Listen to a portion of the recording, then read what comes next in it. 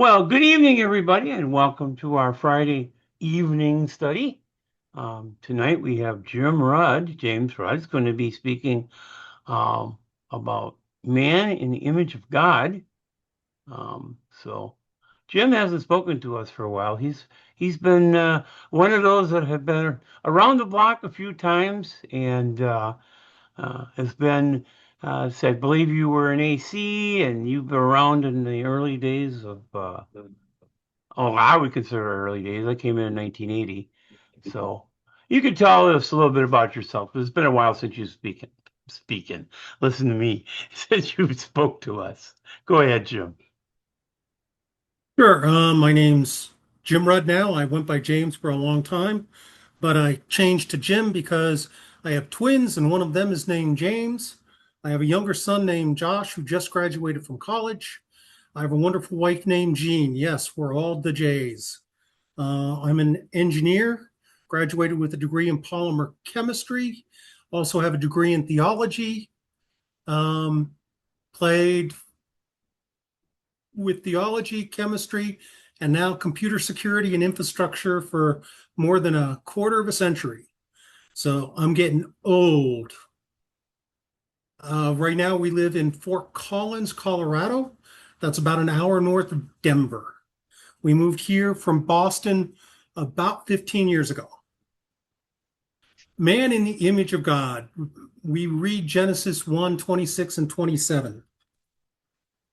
And God said, let us make man in our image, after our likeness, and let them have dominion over the fish of the sea, over the fowl of the air, and over the cattle, and over all the earth, and over every creepy thing that creeps on the earth. So God created man in his own image. In the image of God created he him. Male and female, he created them. By the way, I should mention one thing about this presentation. All of these wonderful slides were not done by me. They were done by my wonderful wife, who has a sense of design, unlike me. So oftentimes people want to take a look and concentrate on the words salam and dumah, image and likeness. This presentation is designed to try and put this in context. The idea of man being made in the image of God is referred to as the imago Dei, been discussed by a lot of Jewish and Christian scholars. Following tradition, a number of Jewish scholars, such as Gaon and Philo, argued that being made in the image of God does not mean that God possesses human-like features, but rather the reverse, that the statement is figurative language for God bestowing special honor unto mankind, which he did not confer on the rest of creation. I think that states it really well. And that is my belief, and that is what I think it means. Now, a lot of the Christian anti-Nicene scholars like Irenaeus and Tertullian, and later theologians from Augustine to Luther and Calvin also talked about the imago Dei, but most of them concentrated on salam or dumah. And quoting them, they usually use theological terms like whether the image of God refers to aspects of human existence or the reality in God in which humans participate, i.e., theological gibberish. What I want to do is actually take a look and put this in context. Don, we're going to go for a run. Let's see if we can pull up those videos.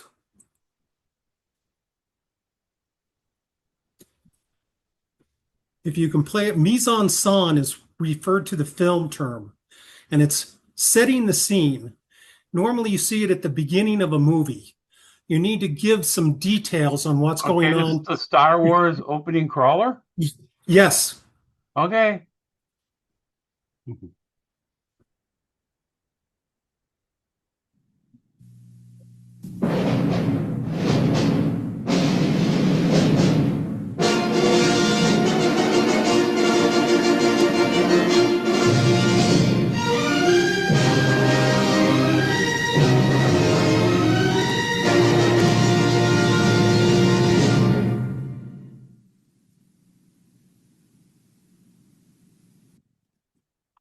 Everybody seen this? Yes, yes. I definitely am.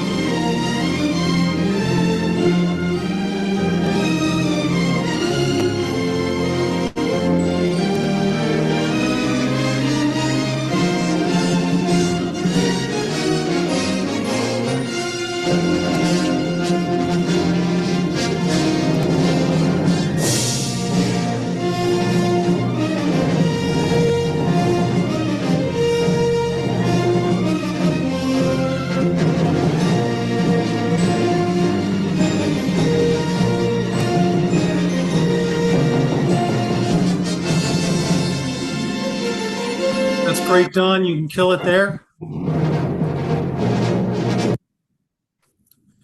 And if you want to load up Casablanca while I talk about what mise-en-scène is, Okay. we just saw the opening to Star Wars, and then Lucas has his famous pan down, and you have the Princess Leia's ship come into the open frame. And then following that is the big cruiser that basically takes up the entire screen. So you've been introduced to all of the big picture elements. And now you can tell the story of Obi-Wan and Leia and Luke and Darth Vader, and of course the Emperor and his Death Star. That's the context of the movie that you want to see, but mise-en-scène sets the big picture around it. And we need to do the same thing with Genesis 1. Do you have Casablanca that you can load up, or should we just skip that? Casablanca is ready to go. Well, not we're Fire it up. I got to change the right screen.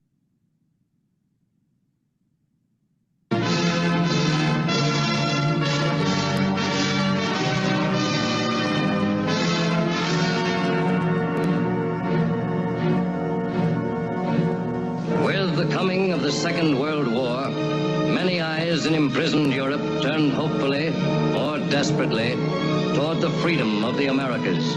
Lisbon became the great embarkation point, but not everybody could get to Lisbon directly, and so a tortuous roundabout refugee trail sprang up. Paris to Marseille,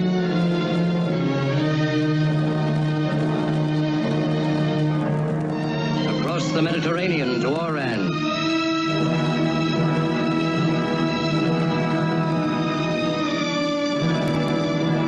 then by train or auto or foot across the rim of Africa to Casablanca in French Morocco. Here, the fortunate ones, through money or influence or luck, might obtain exit visas and scurry to Lisbon, and from Lisbon to the New World. But the others wait in Casablanca, and wait, and wait, and wait. Thank you, Don. That's setting the scene of Casablanca. And now you can tell the story of Richard Rick Blaine and his Cafe America, Ilsa and Victor, the Nazis and the Free French, and of course, Sam and his piano, while they all wait in Casablanca. You have to set the big scene so that you can get the details of the picture right. I'm going to go back to sharing, Don, if that's okay. Yep. So those were examples of mise-en-scène, setting the context. What's the context of Genesis 1? It's a poem. Everyone who looks at it, who speaks Hebrew, understands that it's a poem. Recently, that's over the last 10, 15 years, a lot of evangelical scholars have rejected the idea of looking at it as a poem.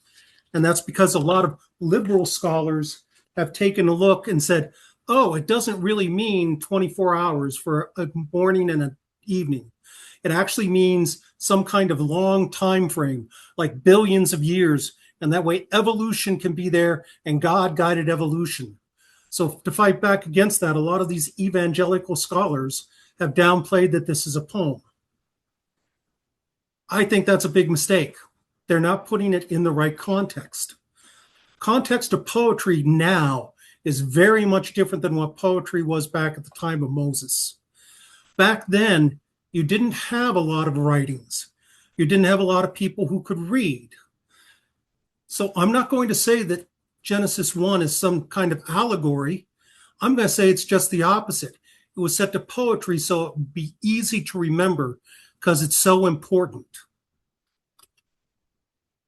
It's a mnemonic device. It's a trick so that you can learn to memorize it and then use it. And Moses set this right at the beginning of his books of the Bible, and it's set right there at the beginning of all scripture because it's so important. Let me give you a little example. You guys don't need to answer this, but just think about this. If I say to you, 2 all beef patties, special sauce, lettuce, cheese, can you finish the rest of that? Most of you probably can. Or if I say, I can't believe I ate, you can probably finish that, as well as plop, plop, fizz, fizz, oh, what? Or you can even go to classic literature. It was the best of times. It was. That's how memorization works. That's how mnemonics work. And that's the reason why this is placed as a poem right at the beginning of the books of Moses. The creation in the Bible is very different than the rest of creation stories. Normally, in pagan creation, you have the chaos, which is the stuff. And then the stuff creates gods, whether they're aeons or titans or whatever, and then gods of Mount Olympus, and then somewhere down the line, mankind is made. Genesis 1 is very different. Genesis 1 has God first. He creates the stuff, and then mankind. So the pagan stuff, I hadn't even realized this until I began working on this, basically was evolution 3 or 4 millennia ago. You started with the stuff, and the stuff created everything else. The story that Moses gave Israel was that the true creator God came first, and then he created everything else. Now, we read about other portions of the creation. We can read it in Job 38:7, as well as further on in Genesis. Job 38:7 is the famous verse about the angels singing for joy. I know this is going to be a little nerdy, but Einstein's equation E equals mc squared, we know works because of the atomic bomb. But you can transpose that and you get E divided by c squared equals m. Therefore, the amount of energy that God put out to create matter is immense. It's staggering to think about. And yet, Genesis 1 says that the creation of man is more important and more staggering than that creation.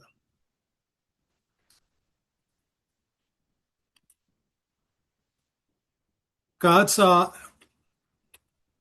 whoa, sorry, I need to go back.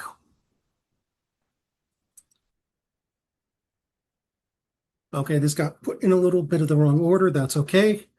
When God got done with the creation, he said everything that he made was good. It was just the way he wanted it. This is not saying that it was righteous. It's not saying it's unrighteous, but it is saying that it's just the way God wanted it. Now, there were 2 great commands given in the Garden of Eden, which are a little different than the 2 great commands that Jesus talks about. We know the 2 great commands of Jesus. Love the Lord your God with all your heart, all your soul, and love your neighbor as yourself. But there were also 2 great commands given in the Garden of Eden. The context is somewhat different. In the Garden of Eden, there's the big, you should do. God blessed them, and God said to them, be fruitful and multiply and replenish the earth and subdue it.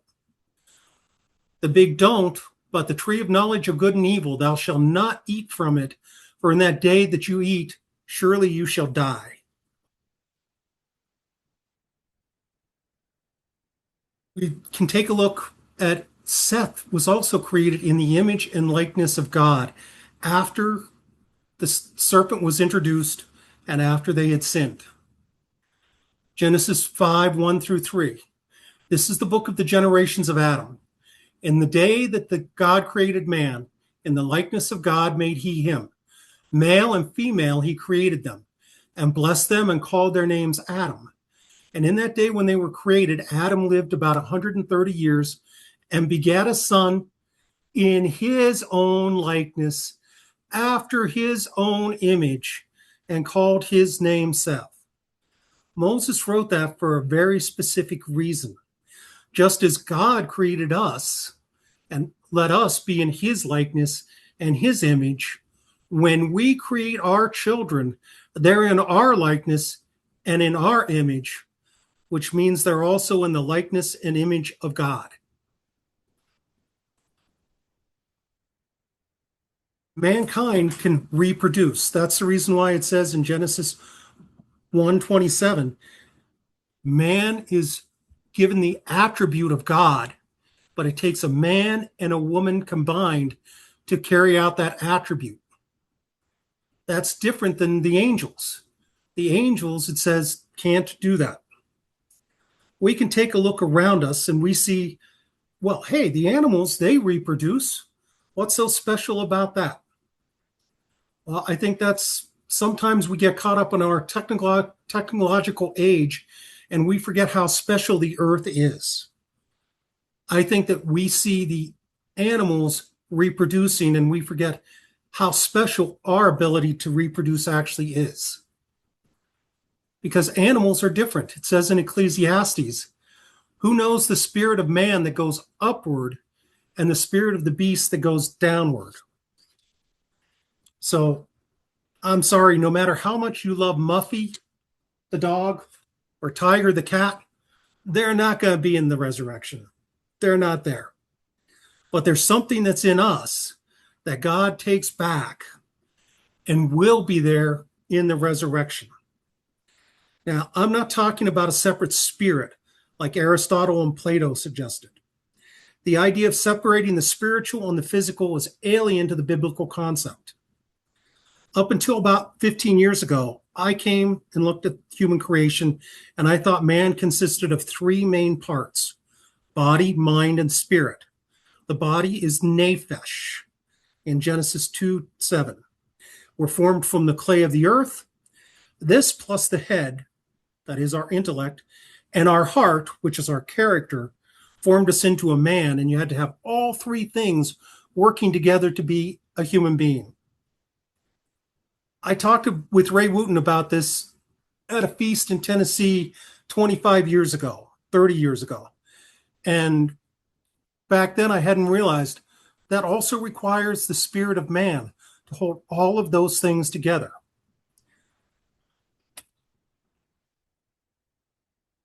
And then I began thinking about this in the early 2000s. I've been sitting on this for a long time. And I began reading about heart transplants. And I began reading stories about people who had not just skills and knowledge transferred when they had a heart transplant.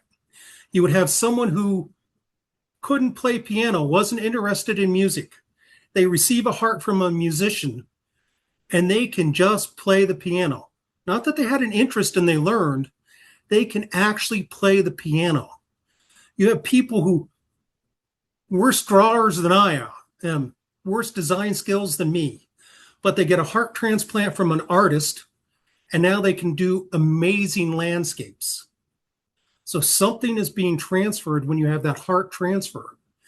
And you notice this is from Psychology Today. This is not a theological magazine by any chance. The heart's energy is said to reach about 3 feet outside the physical body. In fact, the heart has 40,000 neurons and the ability to process, learn, and remember, with an electrical component about 60 times greater and an electromagnetic energy 5,000 times greater than the brain's. The heart has significant influence over the body down to the cellular level. So the heart actually can retain knowledge. The heart can actually retain skills. Therefore, man is an integrated whole. There are other things going on here. Like man is also electrochemical. You go and you put the lid on the pot so it boils quicker, just like your wife is always telling you to do. And you take that lid off. And as soon as you do that, you knew you should have used that hot pad. You don't have intellect in your fingers. What you do have is nerves. And nerves have a chemical called acetylcholine. And when those nerves interact and acetylcholine becomes active, they send an electrical signal to the next nerve up the line. So you have electrical current flow from your fingers all the way up to your brain. The brain interprets those electrical signals and sends back down, let go of the lid, dummy. So we're nephesh, we're heart, we're intellect, but we're also electrochemical. We're probably even more than that. I think a lot of people here probably know what homeopathy is. Homeopathy is making a comeback in the United States. It would never lost popularity in Europe. Rockefeller's Flexner report of 1910, where he basically bought all the medical schools, got rid of all of the alternative medicines, couldn't go all the way to Europe. What is homeopathy? Homeopathy is made by taking a material, you dilute it, usually in water, and you stir it to energize it, and then you put it on a sugar cube, little pill, or you put it in gel. Arnica gel is the most popular. You're in a hotel room for the feast. You banged your knee on the bed because it's unfamiliar territory. You can already feel the bruise forming. You know you're going to get this huge goose egg. You take arnica gel and you rub on it. You're still going to get the bruise. That's already started forming. But no goose egg, and the bruise doesn't get any bigger. That's how homeopathy works. I'm here to tell you that if you take homeopathy and you want to make it stronger, you dilute it even more. The strongest homeopathy, you dilute it so much that the original material is no longer there. Like I said, I'm a polymer chemist from MIT. And I can tell you that doesn't work. Not chemically, at least. So what's going on? Well, it could be electromechanical, but most people who practice homeopathy think of it as frequency. That what happens is the homeopathy, you apply it, and it helps your body reach the natural frequency it's been disturbed from, and then your body can help heal itself. So it's a kind of vibration. Where does vibration come from? How does that enter into it? Well, quantum mechanics describes how everything is vibrating. Electrons go about the nucleus. The protons and neutrons interact with quarks and neutrinos. It's all vibrating. And quantum mechanics describes how all physical matter is vibrating. Thus, homeopathy works with the human body to set its frequency back to the way it should be. Psalms 139:14 says, I will praise thee, Lord. Fearfully and wonderfully am I made. Marvelous are you in your works, for my soul knows that right well. Another example is the microbiome. This is something that medical science is just coming to understand in the last quarter of a century. The microbiome is about 35 trillion microscopic cells, fungi, other cells, germs. They stretch from the mouth all the way to the anus. Now, the human body only has about 30 trillion cells. And the microbiome not only allows us to digest food, they've discovered it's the most important thing in our immune system. If your microbiome is on the fritz, your immune system is on the fritz. So we have 35 trillion cells that are not human working with the human body to keep us healthy and whole. Now, I don't know if any of you have ever had a candida infection. I know people who have had it. Candida is a fungus, and it can be there in the microbiome. Normally, it does nothing because it's so few fungi that are there. But Candida loves sugar, loves sugar. So if you eat too much sugar, the Candida grows and knocks out some of those other 35 trillion cells. And it then sends a message up to your brain saying, I want more sugar. A fungi sitting in your stomach can affect your cravings and your desires and even what you do. Yeah. And the Candida infections don't go away until you take away the sugar and you do all kind of stuff to get rid of it. If you have ever been on antibiotics, that's like taking a nuclear bomb. You kill the bad things in the microbiome, but you also kill the good ones. And then you have to work long and hard to have them regrow. Now, going back to Genesis 1:31, God said all these things are interacting together. He'd made it that way. Mankind also reproduces via meiosis. For those of you who don't know what that is, we're made up of genes, chromosomes, DNA, RNA. God made us that way out of the dust of the ground. Each parent contributes 23 chromosomes. 23 get sent in the sperm, 23 are in the egg. When those combine and you have the fertilized egg come together, you get the gift of life. And I believe you get the spirit of man. Think about that, guys. We pass a spirit on to our kids in the same way Adam and Eve passed the spirit of man on to their kids. God picked us out and allowed us to go and give spirit to another living being. That's how special he made us. But we're still incomplete, even at that point. I don't know how many of you have been online. This phrase here on the left, I have my own truth.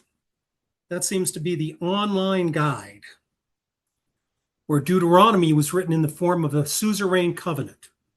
A suzerain covenant is a contract between a king and his vassals. That is, between God and the people of Israel. In there, he wrote and said, at the very end of Deuteronomy, see, I have set before you this day life and good, death and evil. I call heaven and earth to record this day against you, that I have set before you life and death, blessings and cursings. Therefore, choose life, that both you and your seed may live, that you may love the Lord your God, and that thou may obey his voice, and that thou may cleave unto him. For he is thy life and thy length of days, and that thou may dwell in the land which the Lord sware unto the fathers, to Abraham, to Isaac, and to Jacob.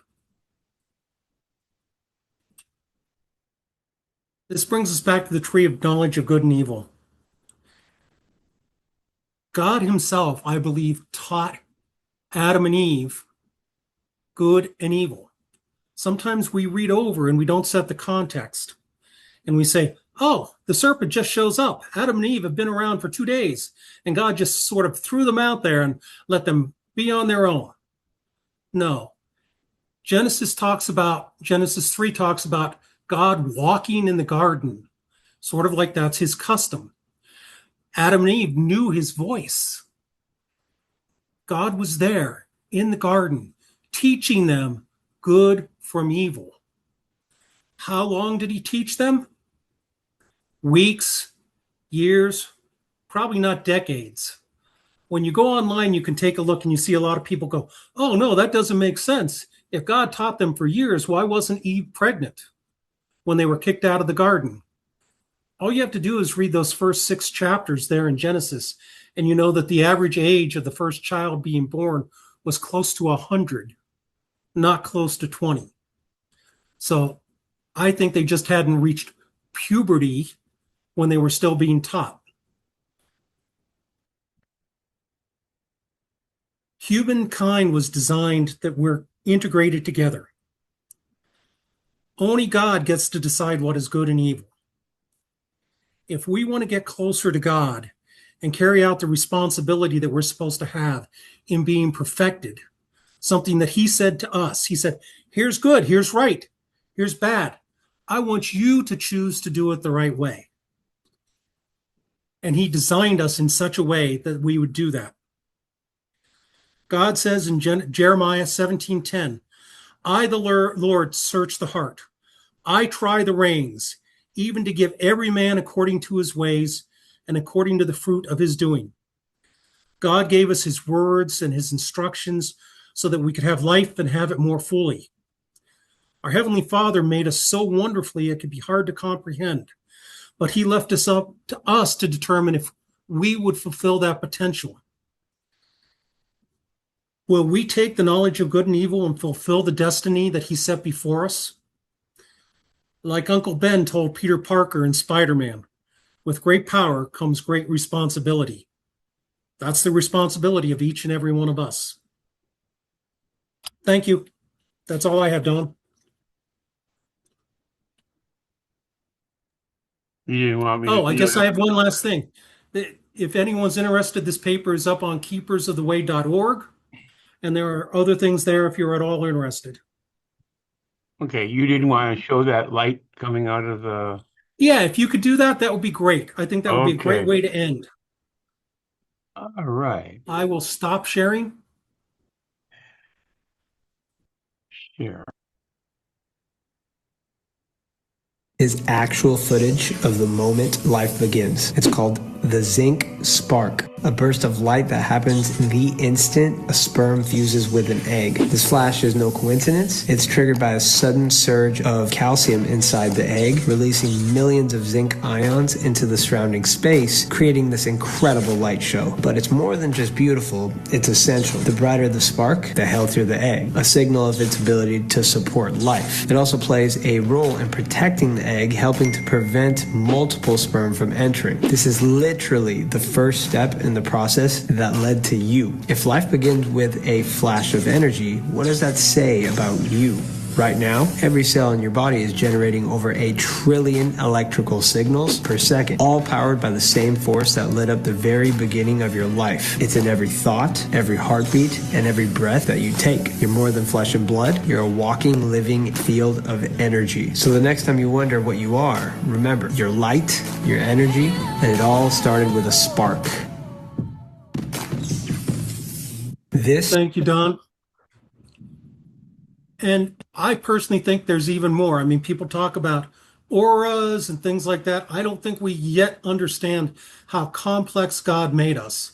But the fact that we're able to pass on life and the spirit of man on is an incredible blessing that God has bestowed upon us. So I guess now we're open for questions, Don. Okay. This is the question and answer portion of our evening or night or wherever you're at, what you have for sunlight. Crystal's iPad. I had a question for you. Have you ever heard the concept that the people that are virtuoso in violins actually move their fingers so fast that the brain signal, the nerve signal, cannot even get to the brain and back? And so the question is where's the memory stored? Is it in the ganglia? There's clusters of nerves. Could we have nerve memory in our wrist, in our arm, in our shoulder, in the middle of our back? Because physically the signal cannot get from the brain to the fingers and the fingers to the brain fast enough so they can play the music. I'd like to get your concepts. Thank you. Yeah, it's entirely possible that there are additional integrations there that I don't know about. I do know that the speed that it goes from your fingers to your brain and back again, it's not the speed of light, but it is very fast. We're talking thousands and thousands of miles a second is the speed that it travels when the acetylcholine has its reaction and sends an electrical signal. So So I've there's actually, probably some kind of muscle memory there that is Mhm. stored. so That's I've there actually, with basketball players who shoot free throws. yeah. Um, but I don't have a clue as to how that's integrated together. Just like I really don't have a clue as how the Spirit of God is integrated with the Spirit of man. When Ray Wooten and I had this discussion a long time ago, we thought that the Spirit of God was the equivalent of DNA and that the Spirit of man was RNA. And I personally have flipped on that. And I now think the Spirit of man is more analogous to DNA. It's our backbone, it's what makes us up. And that the RNA is the Spirit of God. It's the thing that gives you the nudge and tells you what to do, or the 2x4 upside the head, however you want to think about it. So I've changed my position on that. And I'm flabbergasted that I believe in homeopathy, but I can see how it works now. I had to change the way I looked at it. So could there be some kind of memory in the muscles? Yes, but we can't detect it at this point. So I've actually had a shoulder replaced, and they actually measure the speed of the nerves from your shoulder down to your elbow to your wrist to your fingers, and they test that for nerve impingement for damaged nerves. So it's not really very fast. It is really fast, but it can actually be measured in milliseconds. Thank you. Right. And that's what you're talking about, though, is milliseconds. Mhm. That's still pretty fast. Alan? That's right. Milliseconds are fast. They're faster than me. Well, wait a minute. No, they're not. They're in me. So I wanted to make mention of not just the heart has memory, but even kidneys. A man who loved chicken nuggets lost his life, and his kidney got donated to someone who immediately upon recovery had a strong urge to get chicken nuggets. And they figured out that this man who had died, he actually had some in his pocket when he died. And now this recipient, this organ recipient, had the same desire. So, and it was a kidney, not a heart. It's very, very complex. Uh, the human body in its construction and in its function is so exceedingly complex, far, far beyond the imagination of any scientist and any discovery. We can't figure it all out, and we never will. It's just it's incomprehensible, right? So, Mhm.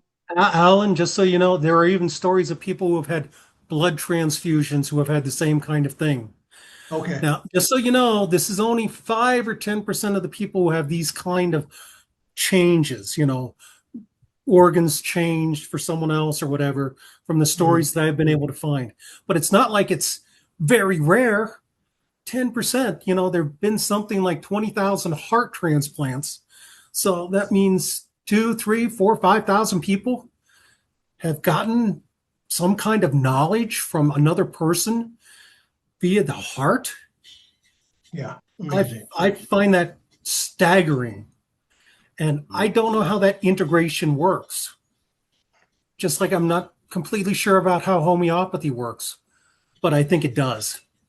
Well, think about how complex hand-eye coordination is in a human being. I play racquetball, and for my eye to perceive the motion, it's a high-speed motion of a ball, and for my brain to send the signal to my feet to get myself in position and my arm to take a swing.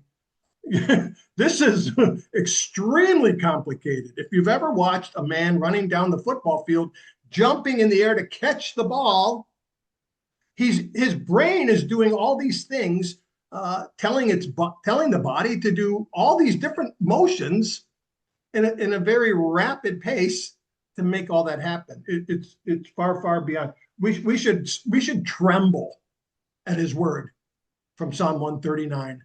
You Yeah. are wonderfully made. And Alan, I have a story to follow up on that exact thing. I had a small stroke about a year and a half ago.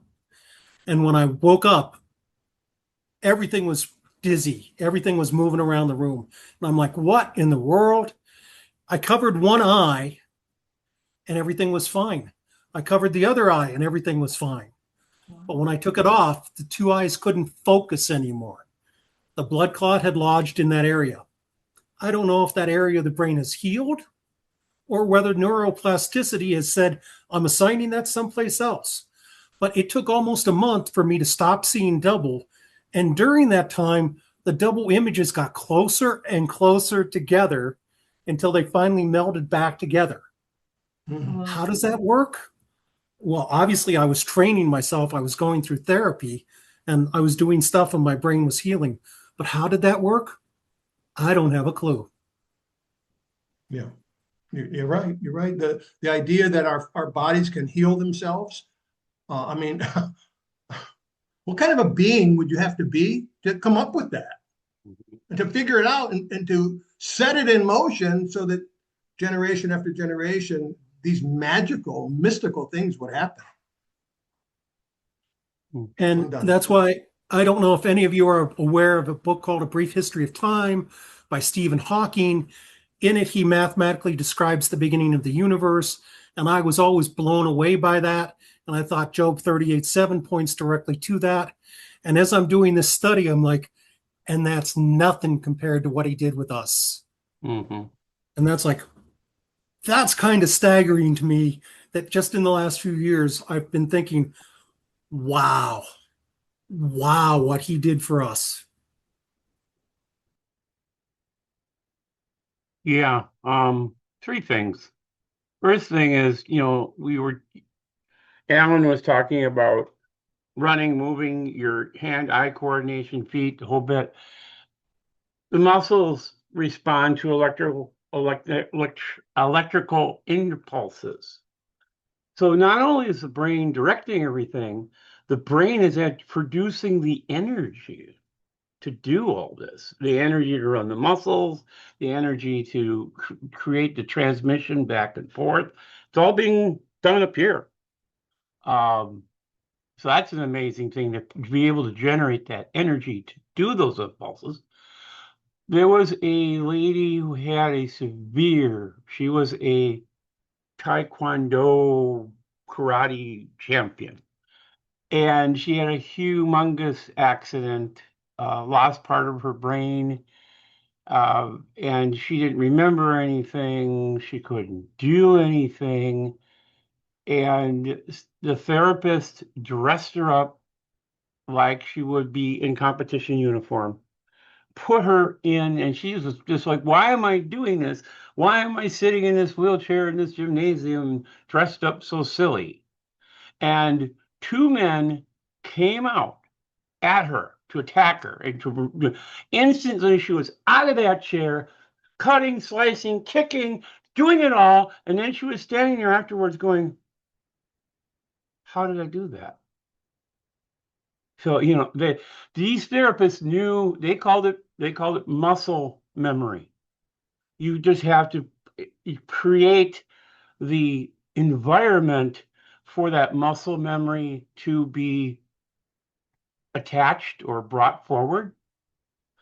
Um, Another interesting thing about this we had somebody we knew had killed all the bacteria in his stomach, all the bacteria in his intestine, and he literally had a poop transplant. Took a healthy person, put it in, and they had to hold it and everything else. And the bacteria came back, and he almost died because you need the bacteria to live. This person's transplanted bacteria caused this person to crave hot food. And this guy's like, I've never liked hot food. I've never liked this. I never liked that. And he asked the donor, do you like hot food? Oh, yeah. So that transferred the taste, the desire for the food that the donor likes. So, I mean, we are wonderfully made, but there's a lot going on in the gut. And there's a lot going on up here, even some of us that don't think we have much up here anymore. So, Yeah, Don, just so you know, those poop transplant surgeries have been going on for about 10 years now, that they yeah, finally realized how important getting the bacteria in is. But well, the second thing that I wanted to comment on was you talked about the brain with the Taekwondo person. Somehow, I believe the heart is involved in that memory, mhm, and that's what the integration is. And how those things are tied together, I don't know. But when you have scientists saying that the heart can determine what happens to you at a cellular level, not your brain, not the DNA, but your heart. And these mhm, are scientists, not theologians, saying how important the heart is. There's that integration is just not beyond comprehension, but probably beyond our comprehension. mhm. Yeah, it was it's amazing. John, you had your hand up and it went down before Alfred's. Did you have something to say? I was on blood. I was going to ask Jim whether uh, given blood could attain that kind of thing, and it was already answered that Mm. it can. So I'm a blood donor. I give blood. So I don't know. Maybe after they get my blood, they're going to be not too smart like me. So, No, they'll be going to a bookstore and buying a Septuagint. John, I know you're making a self-deprecating joke, but I think it's in reality, it doesn't subtract, it adds. Mhm, So whatever, if the blood is doing something and giving someone something, it's always all the stories that I read, everything, it was about an addition that was given to you that is integrated in. Nothing is taken away. yeah, I got O negative, so I'm a universal blood donor, and so they phone me or on a regular basis. They want me to donate because they can give it to people right in trauma unit when they come in a car crash. They don't have to test their blood. They just give them my blood, and so that they're probably getting a lot better looking after they get my blood and so on. More more appreciation of classical music and etiquette and all that stuff. I'm done. Alfred? Yeah, I was going to, thank you. I was going to say, God thoughts are so far above us. And I put I happened to see the website on your slide. So I went there and I happened to see, so I put the PDF file in the chat room. And I was just thinking, that, the pharmacy, they try to push all these medicine. And of course, the word pharmacy comes from, the word means sorcery and making magic potions. And it's like, God natural, everything natural healing is a lot better. Thank you. Yeah, I would agree with you, Alfred, but there is a time and a place. Like, for example, I'm not the biggest fan of Western medicine, although I am on a medicine for AFib for my heart. But for example, antibiotics are a wonderful gift. If you have a really bad infection, it can get rid of stuff, but it's using a nuclear bomb. You're basically going in and wiping out Yeah. everything. And therefore, then you have to pay special attention to have it come back up. So I agree with you that a lot of Western medicine is actually poison, but I think some of it is actually worthwhile in extreme circumstances. The problems that I have is the best way to put this is people with a hangover go and take Tylenol.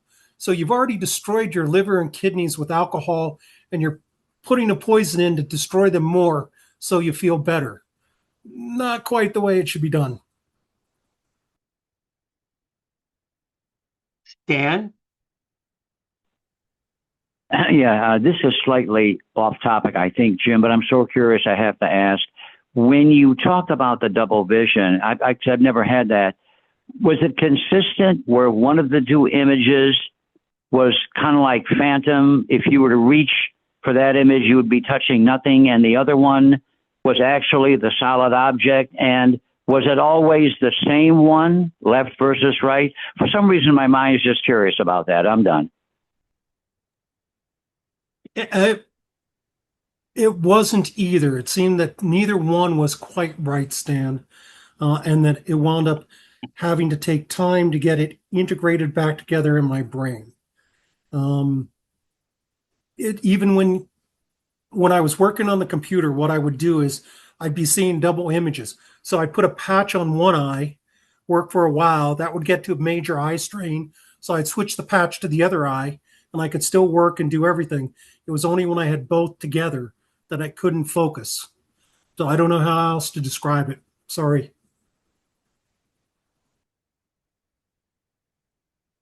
Crystal's iPad.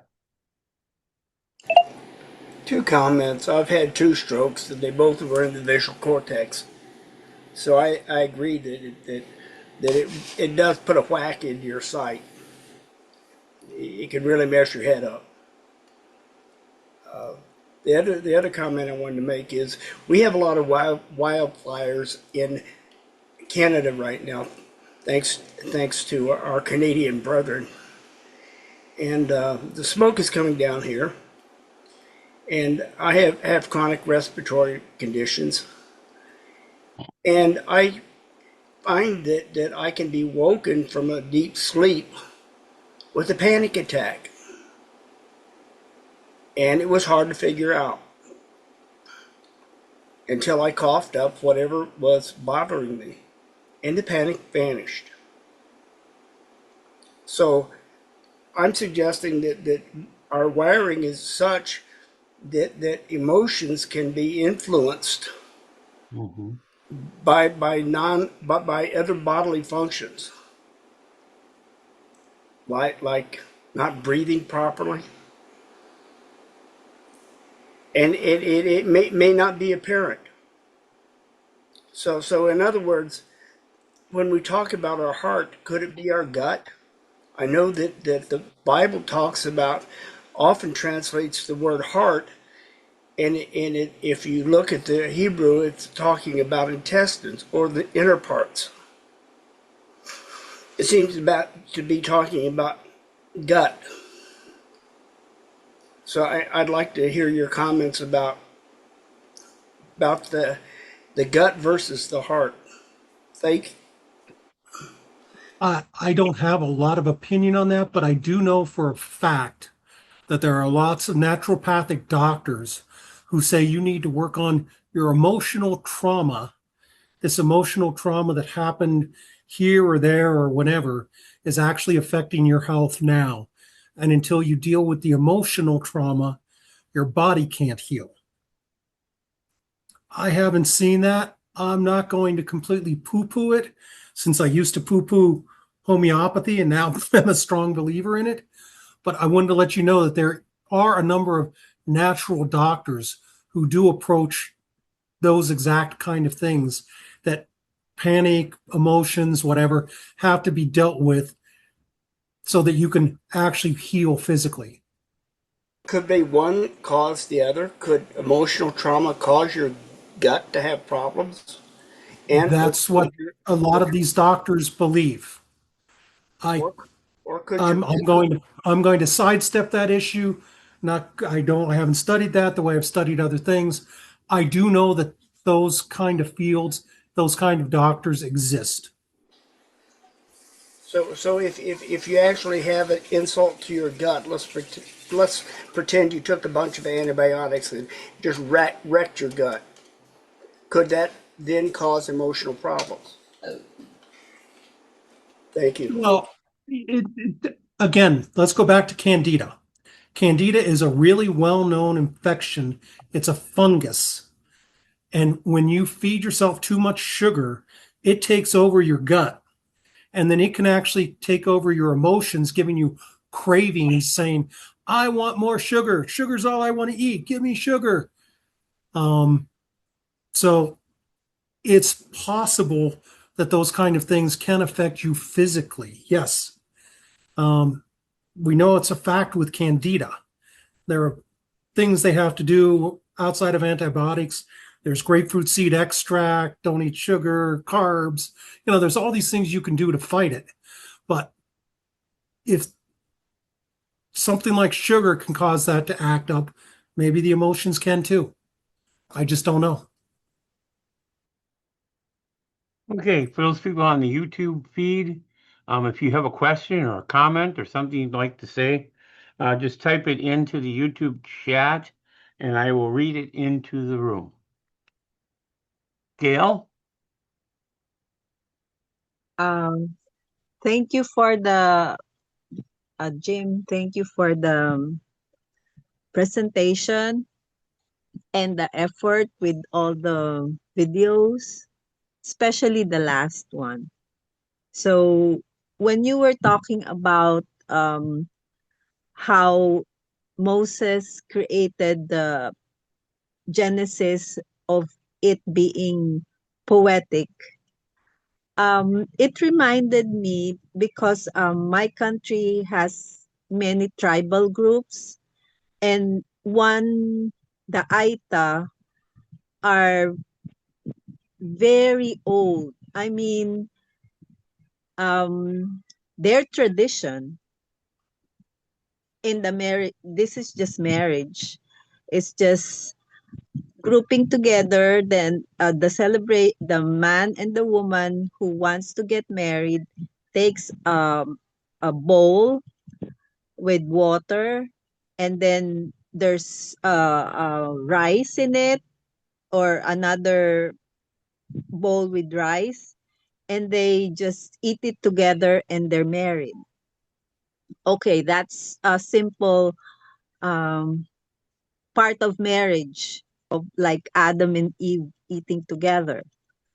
But more so, uh, I was told by a missionary, because they don't have a written word, they have to memorize. Especially, I'm not sure if everyone memorizes or particular people have to memorize their whole genealogy from ancient times. And they could memorize it through a sing-song way. So what you're saying, you're saying about Moses did that. Well, I think we were still doing it with the Catholic Mass because it was in Latin and you don't understand, but you just sing song everything. And um, there's truth in it because even in the time of the 19th century, in our um, even to the present, culturally, we call something like palagtasan, which is like you're speaking and but you're also in a poetic style, like singing, and it has rhyme and rhythm. And I think that was time of Shakespeare, but here it's even up to the 19th century we were doing it. And um now it's really just songs. I don't know in English songs, but in Kundiman, the love songs, they usually have this rhyme and rhythm and everything. So we're still doing it subconsciously. We don't know that we are, but we are. So the Lord made us that way. And especially Filipinos, they love singing. So they have karaoke. Every birthday has a singing thing. So that's one thing about songs. And when you showed the one with the video with the cell and the sperm, the egg and the sperm, um, it it just reminded me that the verse of arise, shine, for your light has come. So there's two lights, the light of being born or the seed, and the light of being born again, knowing Christ from not knowing him. So our time now is we have to arise and shine, for the light has come. And we are in the darkness now, so we are the light. And that's a spiritual light that we need to keep shining for everyone. So thank you. Yeah, Gail, I just wanted to make one comment on the beginning part about the memorization and the song. I think that's why context is so important.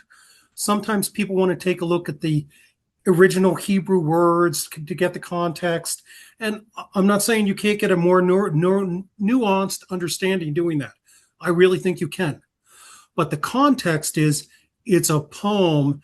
And when it was written 3,500 years ago, give or take, it was set out and it says, this is really important. And that's why I'm going to make it into a poem. And we take a look at it today and we go, oh, it's poetry. That must mean that it's highfalutin and not important. No, the context is what's important. And the context was, this is the very beginning of everything, Genesis 1. And it's a poem so that everyone could memorize it, could understand what God was doing. So, yeah, I think that's really important.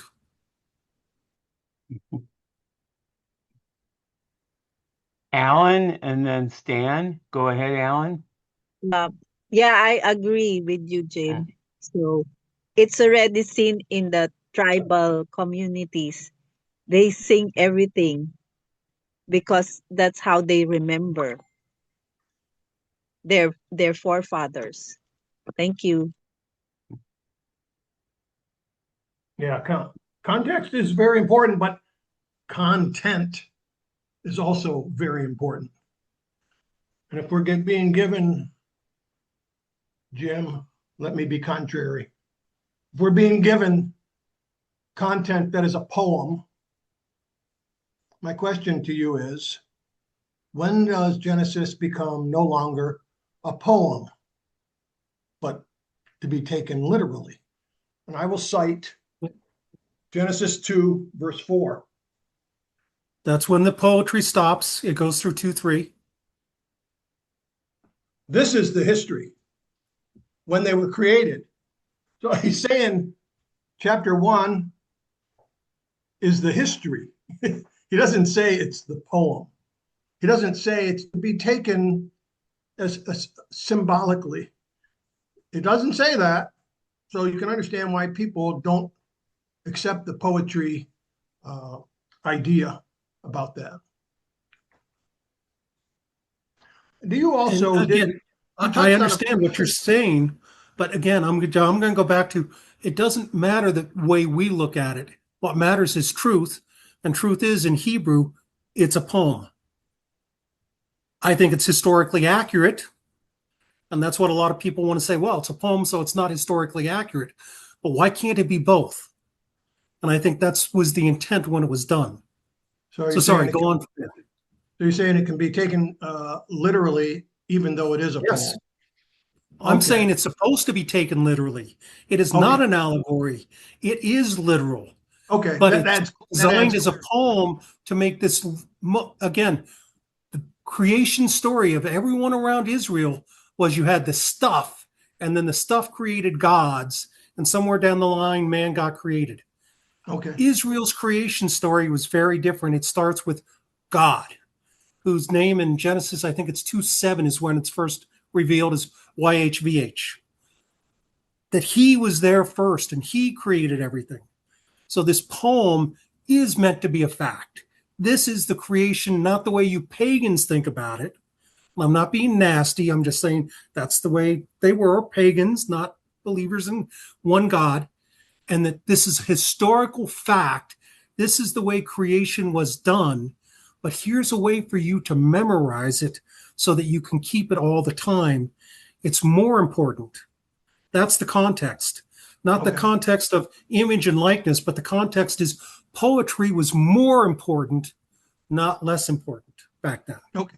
So you're saying it can be taken both ways, literally and poetically. The problem is when you come across with statements like it's to be taken poetically, people generally steer their minds immediately towards symbolic language because all poetry tends to lean towards symbolism.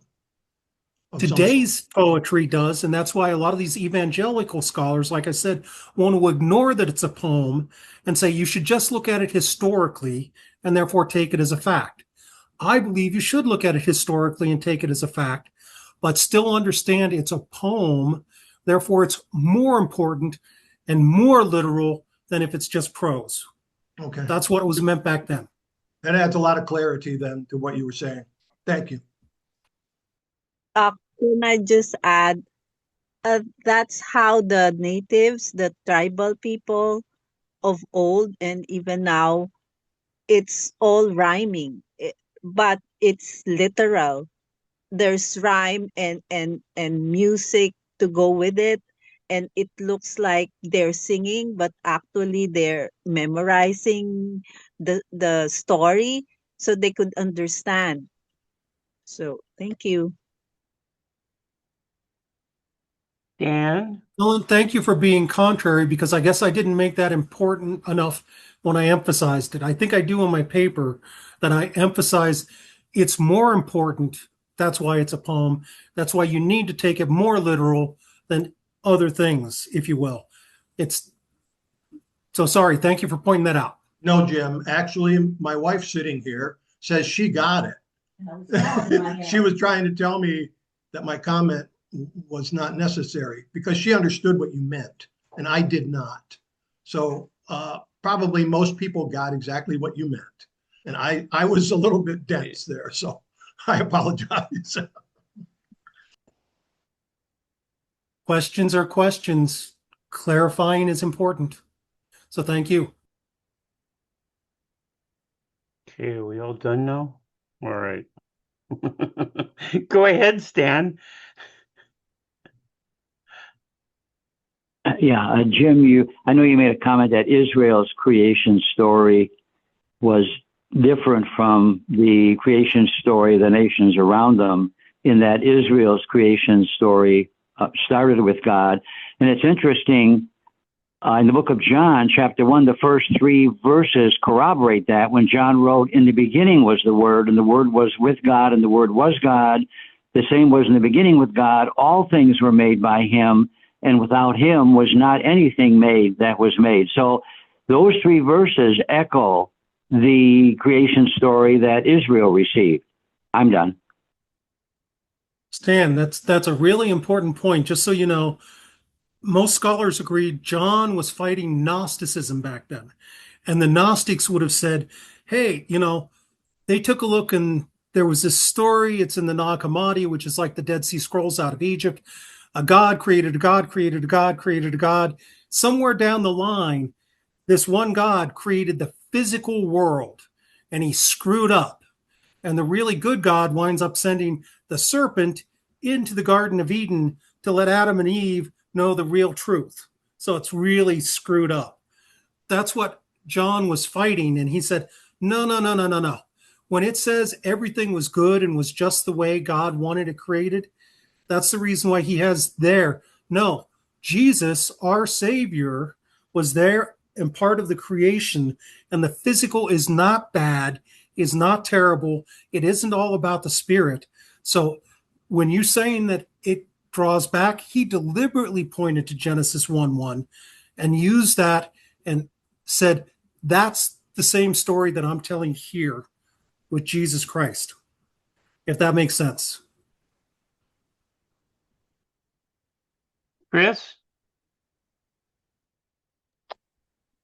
Yeah, thanks, Don. And Don, thanks for hosting tonight. Always appreciated. And Jim, I appreciated your presentation.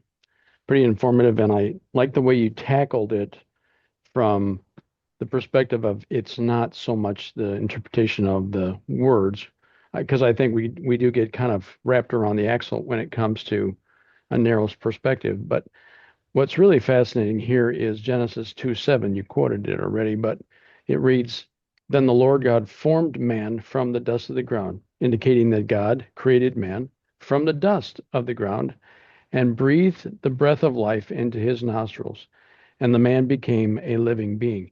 There's an awful lot here, but then it begs a whole bunch of other questions, right? Was Adam the first man that God had ever created, or successfully? Presuming he wasn't, because he had a whole bunch of things to work out before it was right.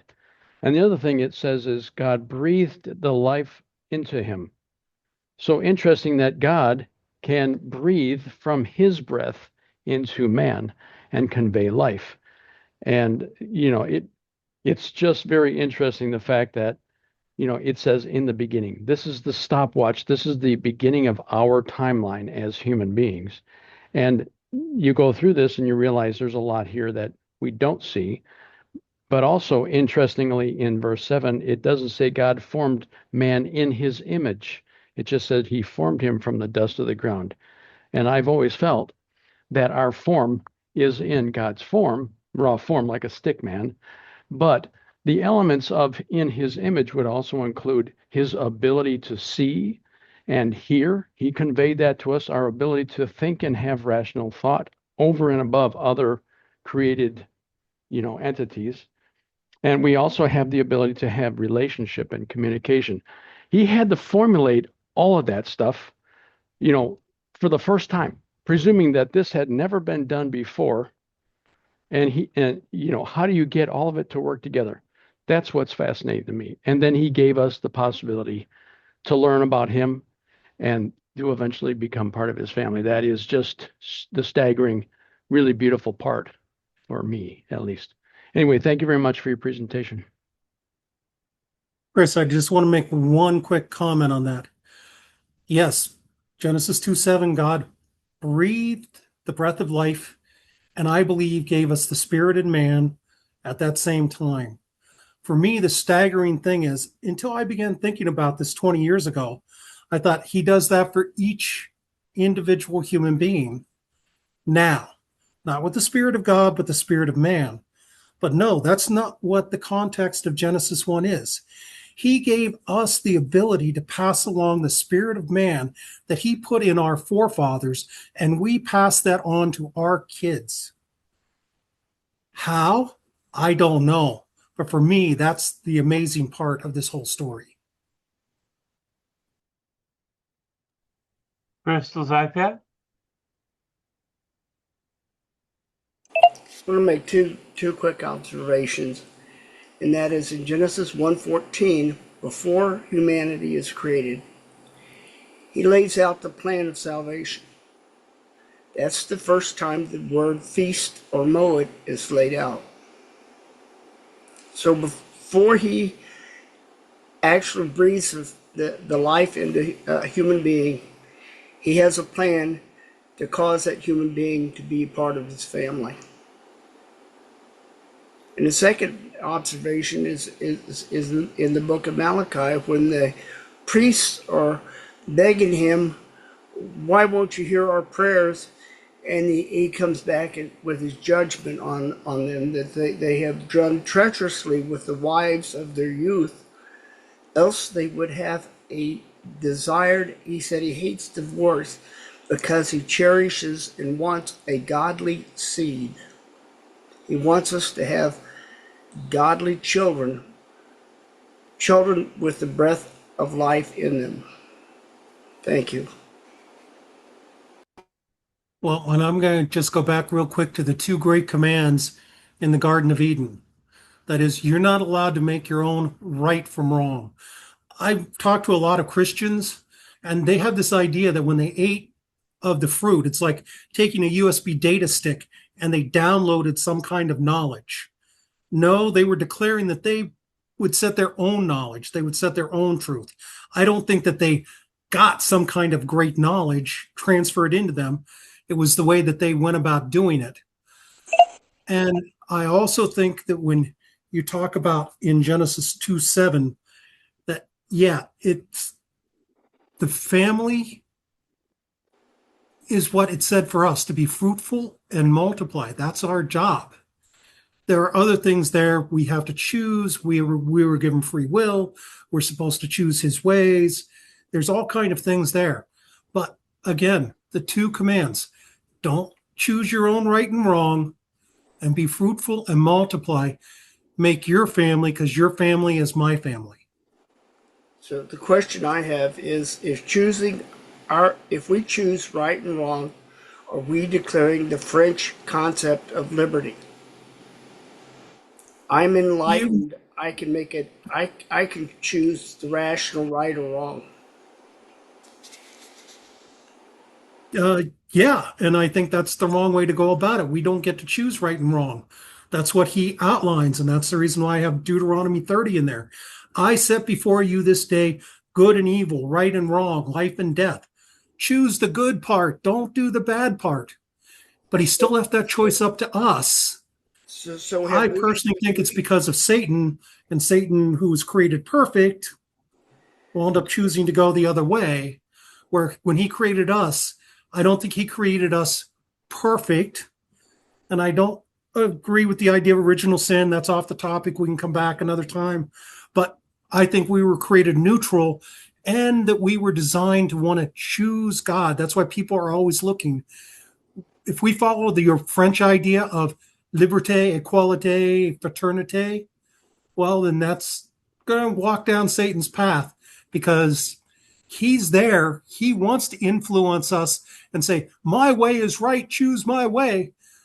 And he tries to force it on us, where God sets the choice out before us and says, please choose right, just like any dad is going to do.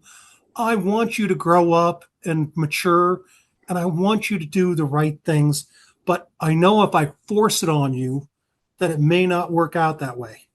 So, yeah, I think the idea of the French liberté is not the way to go. So have we Not biblically. adopted that concept with the Statue of Liberty, adopting their goddess of liberty, and bow down and worship her nationally? And when it says have no idols, my wife and I were just talking about this last week. I don't think that means you're not allowed to make statues or art, but bowing down and worshiping those things that you made, that's what's outlawed. So if you think that we're bowing down and worshiping that, that's going against one of the 10 commandments, which is God's way of saying what's right and wrong. The French call her the goddess of liberty. That's actually the history behind that statue. Thank you. Stan? Yeah, I lowered my hand by accident instead of unmuting.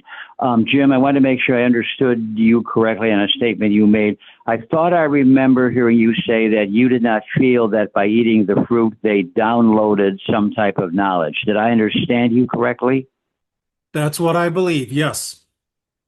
And I'm not going to argue with that, but an interesting conversation that God had with them when he's walking in the garden, and Genesis 3, verse 9, the eternal God called unto Adam and said to him, where are you? And Adam says, I heard your voice in the garden, and I was afraid because I was naked, and I hid myself. Then apparently God links two questions back to back. And he, I'm assuming God, said, who told you you were naked? Then the next question, have you eaten of the tree where I commanded you that you should not eat? And I guess if I'm not careful, I can assume that verse 11 is saying that by eating the fruit, they downloaded some knowledge telling them that being naked was wrong. But I'm guessing you would agree with that position. You would disagree with that position. I'm done. I would disagree, because God says, who told you that? And I think it was Satan, the serpent, who told them that. Right. Because and I accept. Yeah, but then I'm curious, and I guess it's neither here nor there. It's interesting. The next question God follows right up with that is, have you eaten of the tree? And perhaps the two questions appearing in the same King James verse doesn't necessarily mean they're linked with each other. I'm done again. I I can't answer that. I'm sorry, I haven't studied into that detail, but I would think that they probably are linked because, again, my belief is that God didn't just, the serpent wasn't let go 2 days after they were created, that God worked with them for some period of time, weeks, months, years, teaching them his ways, and then let Satan enter the garden and having an idea what might happen. Um, Yeah, I it do was agree with that position you just stated. Yes. so I would say that God would say, and so therefore you've chosen not to follow my ways, my commands. You actually listened to the serpent who said, God's trying to hide things from you. Let me tell you the way things really are. And that they would have accepted Satan's ways rather than God's ways. That's the way I would view that story. Could be Well, wrong. I think Again, that's I can't hypothesis, speak but for, that's yeah, I can't speak for everyone, but I would tend to think people would agree with that viewpoint also. But again, I can't speak for everyone, but I am done. Thanks for the response. John? Yeah, Jim, thanks for your presentation. Um, you touched on this verse, and I just wanted to clarify with you your thought on this. Um, so, so after Adam and Eve sinned and they were out of the garden, do you think that their status changed at that point? And I'm referencing specifically, and you touched on this, Genesis 5, verse 3. And it says, Adam lived 130 years and begat a son in his own likeness, after his image, and called his name Seth. So do we think that, I guess my thought is Adam's um, likeness of God and his image modified because of the sin in the garden? That's all I had. see, I wouldn't go there. I think that the reason why Moses wrote it down that way, likeness and image in Genesis 1:26, Adam was created in God's likeness and image. They were given the order, if you will, to be fruitful and multiply. And then in Genesis 5, it says, we know Cain and Abel came earlier. So let's just say he's talking about Seth here. He's saying, we created Seth in the image of Adam and Eve. That's the way it had to be, 23 chromosomes from each. And that was the order that was supposed to be. And that Seth was also made in the image of God with the ability to create more offspring with the spirit of man in them, with all of these integrations, and that he gave us the ability to create. Genesis 1 is a creation poem, and it says, I'm going to give you certain of my attributes, certain of my powers, certain of the things that I can do. And then it says he created everything. And then he tells man, go out and now create your family. And I believe that attributes the image and likeness or the ability to create. So that's what I get from Genesis 5 is that they were simply carrying out the order that they were supposed to do. And that's what we do when we have our kids today. But So interested in what you would have to say to that. That's the way I read it. Not that there's some change and that Adam and Eve have changed. I don't think they have in that way. Yes, they're now sinners, but I think that Genesis 5 is going back to Genesis 1:26, saying, okay, but the plan is still to go on, and we're still going to have mankind created in God's image and likeness. yeah, I guess I just wanted to clarify that. I thought that's what you had said. I'm in my own mindset, I have a feel that um, that Adam's status changed. I think there's a lot out there about he was almost, I don't want to say he was spirit, but he was certainly physical, but he was in a different state when he was in the garden, and that state changed when he sinned and then was left out of the garden. Um, but that's my personal view. And I think that's why then he says about Seth that he is created in that he was in the likeness and uh, I'm sorry, the likeness and the Image and likeness, but it's exactly the same words that are used in Genesis 1:26 and 27. right, but Moses chose. he Sorry, go doesn't on. he doesn't say. So why doesn't he say that he's in the image and likeness of God also? I mean, he doesn't say Because that because he's saying he's in the image of likeness now of Adam, and Adam's likeness and image is different. I think after he sinned and was kicked from the garden. That I don't want to argue. I mean, this is a big sure. topic, but I just wanted to throw that out there. So thank you. So, the reason why I would say image and likeness for me are the benefits, the attributes, the gift that God gave mankind that he didn't give to any of the rest of creation. And that's the ability to recreate ourselves in the same way that he created us. So I don't, again, when it says there at the end in Genesis 1:31, he took a look and everything was good. It doesn't mean it was perfect. It means it's just the way he wanted it.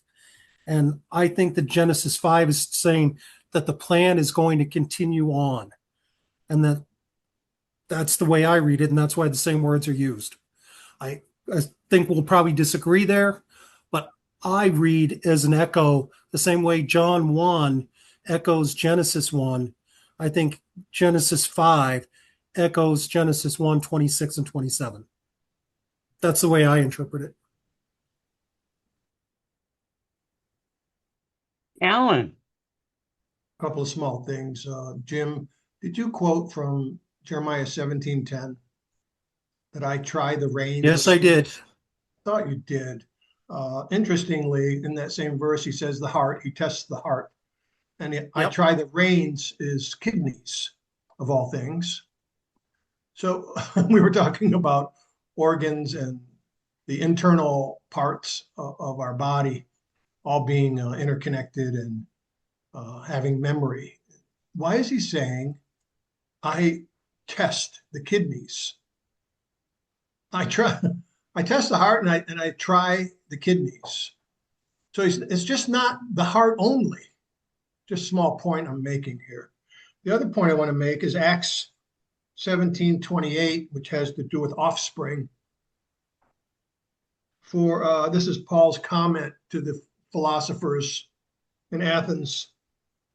For in him we live and move and have our being, as also some of your own poets have said, for we are also his offspring.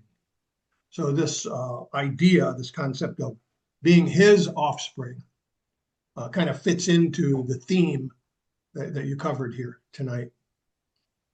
That's it. I'm done. I agree with your second point 100%. The first point about heart and kidneys, somehow we're integrated together.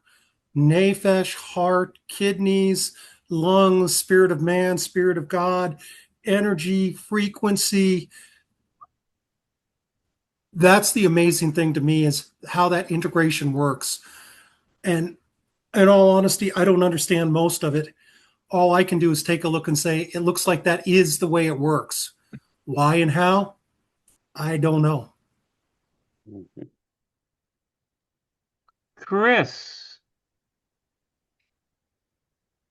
I almost forgot what I was going to say, but I didn't. Interesting concepts that are conveyed in this set of scriptures.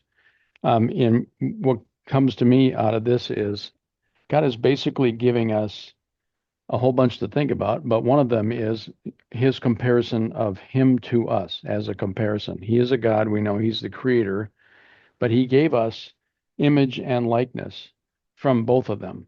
And that isn't just your form, arms, legs, face, eyes, etc. That is also all of the other attributes besides the ability, the awesome thing that you pointed out, to create, like God, to create other beings. But then he also conveyed intellect and music and the ability to create art and humor and conversation, right? And all the things that make life really good. And I believe he gave us those attributes as well, so we could have that same relationship with him. And it also gives us an enlightenment to him and Jesus Christ. And the picture of how they've gotten along, and then he goes on to teach us other rudiments and skills on how to do that. So, it's a comparison. We find somebody, and this reminded me of a conversation we were having with one of my nieces at a family reunion. And just an aside, we're all there. We decided to go someplace special, and I only have three nieces out of all the other boys. And I found it to be quite fascinating. She was making a statement. I don't really understand or remember the context of it, but it was profound. And she was probably 14 at the time. And we all of us were standing around just kind of looking at each other like, where did that come from?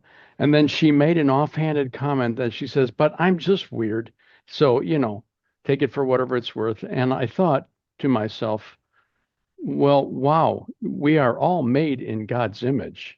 Wouldn't that be one of those things that he gives us, is the ability to have weird perspectives to share with others, and humor, and also to be able to have sadness and share that with in terms of compassion with others. So this is a much deeper topic, in my opinion, than just image and likeness. And that also is a comparison, gives us a chance to compare, what we are to him and what he is to us and what we can hope to be.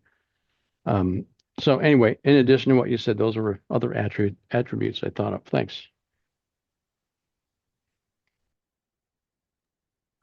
Crystal's iPad.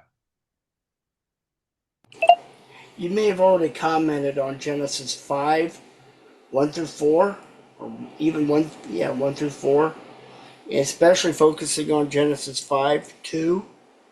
Seems to exactly support what you're saying. Male and female he created, he them, and blessed them, and called their name Adam. And then verse 1 says, in that day, he created them in the likeness of God. He made the people in verse 2. Verse 3, they then together fathered or brought forth, procreated Seth. In verse 4, it's again begot sons and daughters. And it's all tying together in the likeness of God. So I think that directly supports your thesis. Thank you. You might comment on that. Thank you. Yeah, I will comment on that because, again, I started this path in the late 90s. Like I said, Ray Wooten and I talked about it. He then actually gave a sermon on it. And then you're talking about being weird. I was reading about heart transplants in the early 2000s. And it wasn't until a few months ago that I read Genesis 5, and I'm like, wow, that's pointing directly at Genesis 1, 26 and 27, showing a pattern. I don't want to go too far down this, but there's this idea that Moses didn't write the first 5 books of the Bible, that they were written over a period of like 400 years. Most theologians in today's world accept it. It's called the document theory by a German guy named Wellhausen. For me, I take a look at Genesis 5 right there. Moses wrote those words with that way, pointing back at Genesis 1 on purpose. And I believe that they were supposed to be pointing and connecting each other together, showing the pattern of what we were supposed to do. That's what I got when I read it, let's say 6 months ago. So I would agree with you. Thank you. Oops. Gail? Um, with the procreation, I agree with that, and also the other comments on the artistic side. But also in the New Testament, it says that we are to be like Christ. So his character and his attitude, we have to be like, when we look through a mirror, we have to see Christ. So that's the image and likeness as well. And about procreation, I don't know if any of you know, I think it's in Europe, either Denmark or Netherlands or something. And that guy said, pray for us because they now are able to have two male men who their cells can be made into an embryo. So we're now playing Noah, or the days of Noah and the days of Lot. Thank you. We need to, it's nearing the time. I mean, man's already playing God now, not just okay, CRISPR this portion of the cell of the baby so they won't have any sickness, or I want a girl or a boy. But now it's both men wanting a baby and they can get it from their DNA, their cells. So that's not what God wants. And that's what they're doing now. And I think they're going to make it legal. That's how he said. And there's something too more. I just forgot, but it's on that direction also. Yeah, Gail, if anyone wants to look that up, I read about that a month ago. It's a homosexual who runs a clinic. His big idea is to take the people's blood, create stem cells. From stem cells, you can then create the egg. And so, therefore, you can create an egg from a man and fertilize it with the sperm from another man and grow them in the petri dish. And so, therefore, you've sidestepped having a man and a woman. That's his goal. That's his plan. They haven't successfully done it yet that they've published. What that means is they probably have done it. And who knows where it goes from there. But yeah, I read that article too, and it was like all I could think about is this is Satan getting really active on earth. Bill? Yeah, there's an old movie called The Sixth Day with Bill, I was lowering your hand and I muted you. I'm sorry. all right, You sorry, said okay. you said this is the sixth day, and that's why I cut you off. Yeah, there's a movie, it's an older one, 10 or 15 years old. It's called The Sixth Day or On the Sixth Day, and it says on the sixth day God, and it's talking about creation of man. But this guy who's like a extremely rich guy has learned how to uh, uh, what's the word? Copy. What's the word? I can't even pull up words I need to anymore. Uh, he knows how to copy human beings, and it's very interesting in that he gets the DNA out of people's eyes. But anyway, it's very interesting in the fact that when people are killed and brought back, they can remember what everything is. It's about 10 or 15 years old. Anyway, it's interesting to look at at that movie. Uh, but as regarding, you called them male and female and called their name Adam. That's an interesting point that was brought up here by Phil. And then a lot of people don't know when Noah gets off the ark, the King James says whoever sheds man's blood, but the Hebrew reads whoever sheds Adam's blood, by Adam shall his blood be shed, showing that Adam has a double meaning. the first man, but also of the kind that we are. So that's an important thing, and I don't know that that's ever been brought out much. But if you look it up, you'll see whoever sheds man's blood by man shall his blood be shed. In the Hebrew, it's Adam. Also, when appearing to Abraham, our boss and savior, with it says 3 men appeared to Abraham, and it's Enoshim, 3 males. So those angelic beings that were with our boss and savior were obviously male looking and had the same image as God.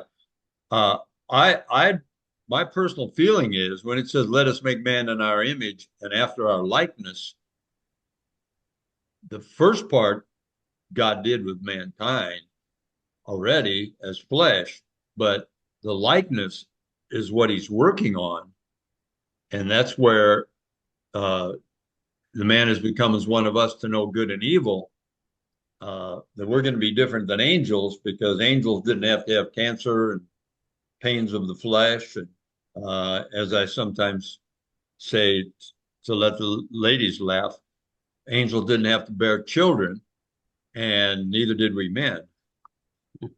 But anyway, I think that creating beings like God is the process God's going through. And we certainly have, as we see with our modern science, the creative mind and the fleshly mind we're given, creative mind to create things like God can create, maybe not quite the power. We don't have the power to make galaxies, but the creative ability now in this end time is seen. But anyway, my point is, I think that God made man in his image, and he's in the process of making them like him in his likeness. I'm done. Hey, Bill, just real quick, the movie is Schwarzenegger and Robert Duvall has a really important part in it, and it's cloning. And what they did is they came up with a way to take memories and download them into the clone. But therefore, the clone only has the memories from the time that the memories were taken and transferred. So they may be missing some. That's kind of the mystery of the movie. Yeah, that's a crazy movie. But it's a transhumanist dream. That's what the transhumanists want to be able to do and what they're working for right now. I truly believe. Mm-hmm. And Jim, what I thought was really cool about the movie was when he clones a guy that's been killed, and then he clones him back. When he wakes up, if he just got shot, he wakes up all jumping and scared. And I thought, well, when people come up in the resurrection, it's going to be like that. What's the last thing they remember? Machine gunning them down if they're in the military or something. Anyway, I'm done. Thanks. Okay. Now that most of the discussion's done, I'll mention something here. Dr. John Merritt and his son Lawrence did a lot of research into the beginning of human life. And from what I'm gathering from what they've published, they're saying that the breath of life, that the egg and the sperm come together, it is still not a potential God being, because it's just a bunch of cells expanding, doubling, going on to start the basics and beginning of a human. And it isn't until it attaches to the uterus that it gets the breath of life from the mother through the blood. So it all comes through the blood, the breath of life. At that point, it is a complete. It is actually human, God, yeah. And that happens on the 8th day, which kind of corresponds with a lot of different things. But I just wanted to throw that out there with their research, um, not discounting the potential at the beginning, but they bring in the idea that the breath of life isn't given until the eighth day when it attaches to the uterus. Jim? Yeah, I was going to say we were at AC with Lawrence. We know him really well. I got to meet John a few times. I kind of know him. We've written back and forth. His book changed my view. Just so you know, I asked, they can't really substantiate this, but they believe about 50% of all fertilized eggs just get flushed out. Therefore, those will not be viable human beings for whatever reason. But I think that John and Lawrence are absolutely right. But that doesn't explain the spirit of man. That explains the breath of life, that it has to come from the mother, but it doesn't explain the spirit of man and the integrations that we see. So I agree with John and Lawrence and everything that they have there. And like I said, their book had made a profound difference to me, but I think it only talks about the breath of life, not the spirit of man.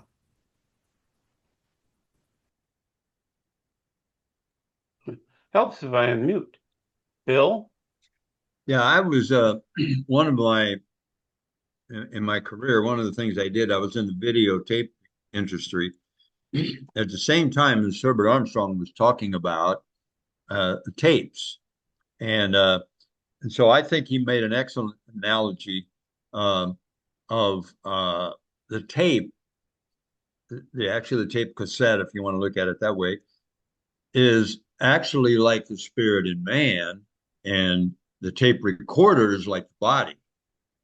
And that tape, uh, when it's first put into the body, uh, has nothing on it. And so if you have one of those tapes, and it might even say, uh, this tape is the life of Bill Hillebrenner, and that's all that's on it. Uh, there's nothing worth saving there. You just reuse it. Um, Now, this became when I was in Worldwide Net, this became quite an argument about uh, what God's going to resurrect. And most of the corporate churches now are saying that, the human being is at maybe not at conception, but maybe in a few days later, whatever is a human being to be saved. But Rod Meredith had written the article for the Living Church of God. He wrote the Holy Days booklet, and I happened to have a copy of it. And I was back there in those days when the argument about when did something become savable. And of course, I've talked to many people and asked them, what do you remember? Most people can't remember anything. There's nothing on their spirit until about 2 years old or so. They can't remember anything. I had an interesting thing with my granddaughter and grandson. They had a really nice dog, and my granddaughter would actually lay with her head on the dog. The dog would be laying down, and until it died, I think, when she was about 2, and my grandson was 4. So one day he said to them, "You remember Shadow, don't you, Abigail?" And she goes, "No, huh? You know Shadow, our dog, you remember, right?" "No." And here she had laid down with her head on it when she was 2 years old, 1.5, 2 years old. And so there was even that at 2 years old, there wasn't a lot of memory. Most people can't remember anything. So I want to take it back to scripture. And Jesus said, don't worry about those who can destroy the body and they can do no more. Worry about those that can destroy body and the spirit.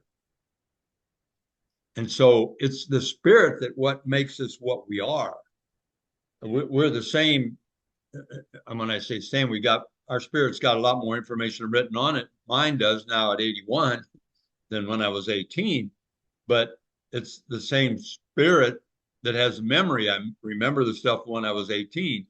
And so my point is that it's the spirit. And Jesus said, don't worry about him that can destroy the body and he can do no more. Worry about him that can destroy the spirit and with the body. So this is something that's extremely delicate and argumentative to talk about when does a being become an actual living being. But maybe you get what I'm saying. Maybe it's something to think about when I'm saying. I'm done. I'll let Stan go before me. Go ahead, Stan. Yeah, Bill, your last comments caused me to remember something that happened to me about a month ago. Kind of interesting, tying in as an illustration. I'm talking off a flip phone, track phone. They're disposable, and my previous track phone, the keys were malfunctioning.